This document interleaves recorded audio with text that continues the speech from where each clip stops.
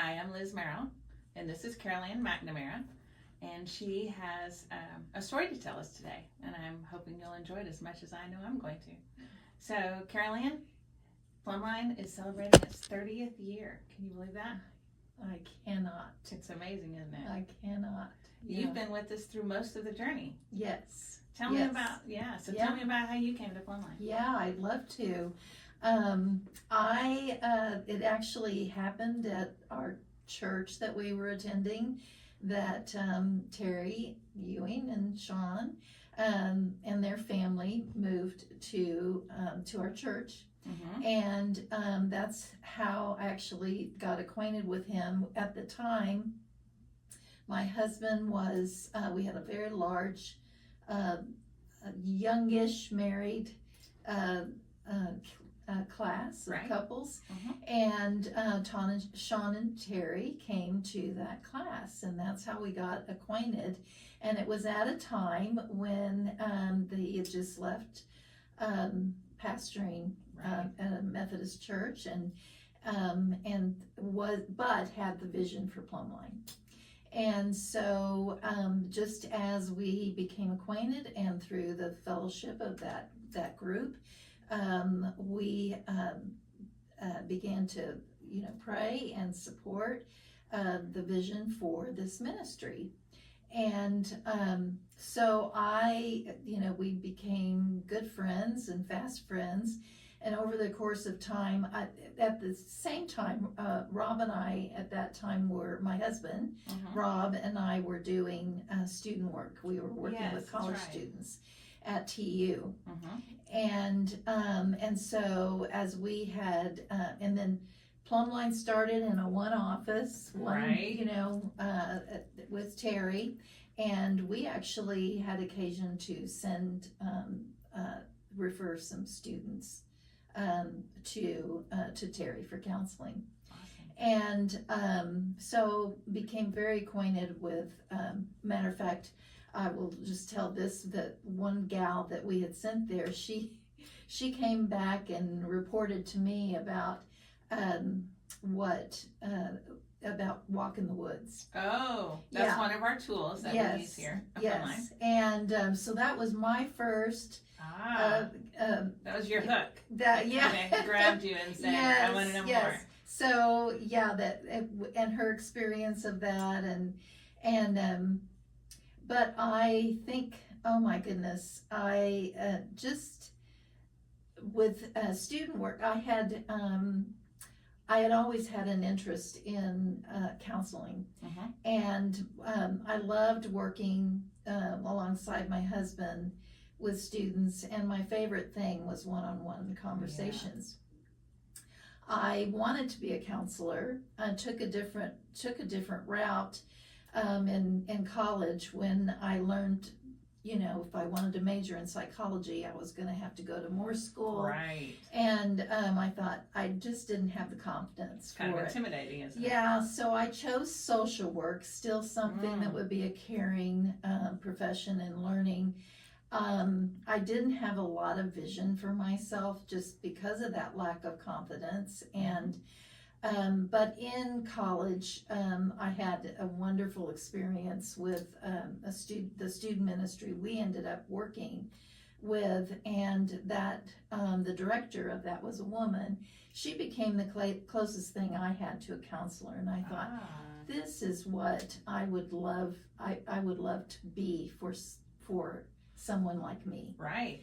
And so that kind of inspired the direction to go towards student work. Interestingly, though, what she had been to seminary, and at that time I thought, seminary was for monks. I didn't know anything about being, going to a seminary, but she introduced me and took some other students, of which one of them was my future husband. Was part of this group that we went to visit the seminary, and which was graduate school, which I had never thought I would do. Right. And yet I thought, for what I wanted to do, that was the direction I wanted to take. My husband also, both of us were profoundly affected by this campus ministry. And so I really loved Ellie, the director, and what she meant to both of us, and the time that she spent, with me and invested in me.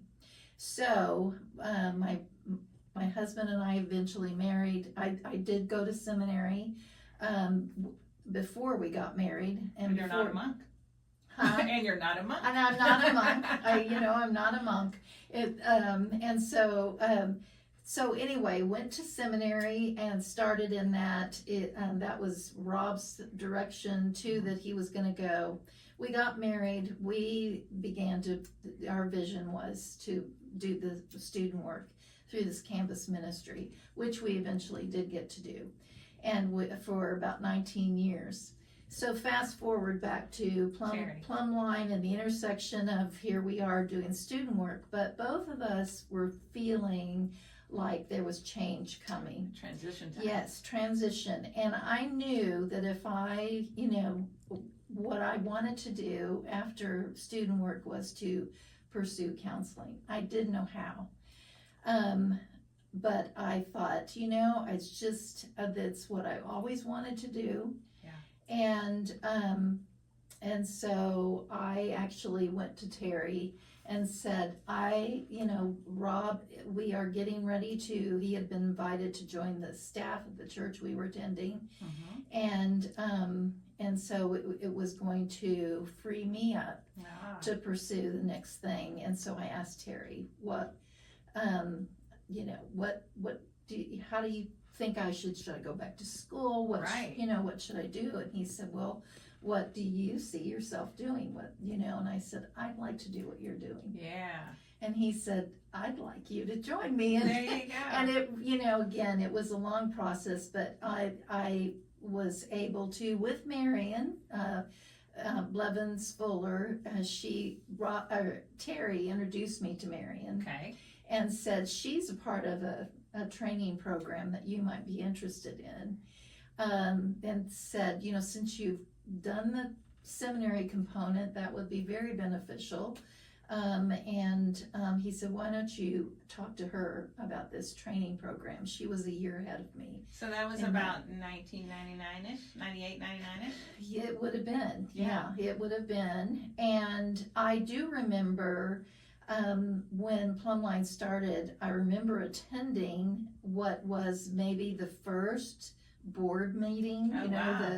So the people who were rallying around and investing. And I remember being at that meeting at Shadow Mountain office building. Yes, that was the first office that Plumbline occupied. Yes. I just started to we just had kind of like, it was real. What's the word I want? There was no structure there was no internship. It was more informal. It was very informal.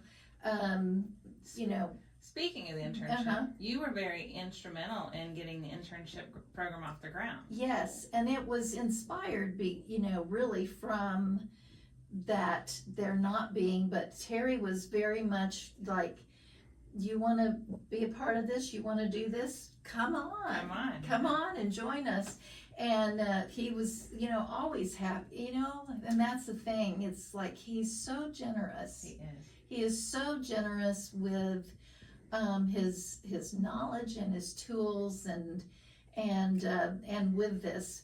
However, it created a little bit of chaos, with just kind of, come on, one and all, because sometimes, there were,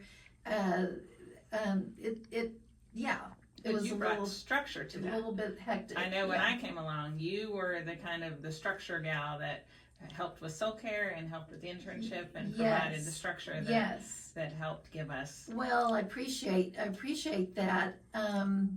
In 2003, I was able to attend while I was, kind of hanging out at the office and, I sat in with Marion and some, there were a couple of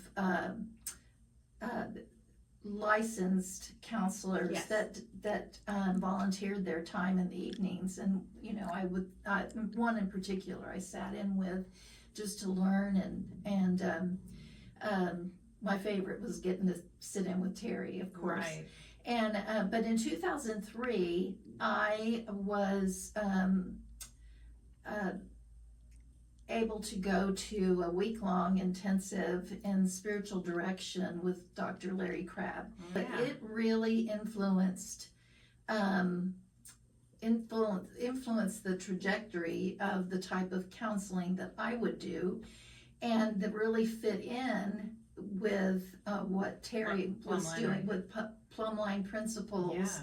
And so out of that, the SoulCare, that's where that was developed, and entering into soul shaping conversations. Exactly. Yeah. And so pulling that together with some curriculum that Terry had that he could better speak to, but we got our heads together and just like, okay, Terry, how do we bring these to people that, like, in the church community? I don't know that we even had a vision for interns or more counselors out of this, as much as we wanted to equip the saints. And that's when the first SoulCare class was born, right? Yes. And so SoulCare is our flagship teaching program. Yeah. And out of that, then I don't know how many years. Well, we did have interns.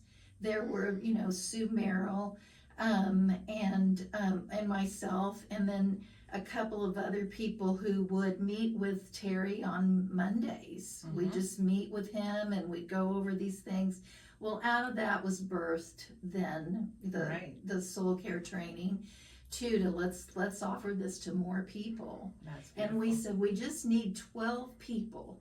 That, we started out, we just need 12 people to make it go.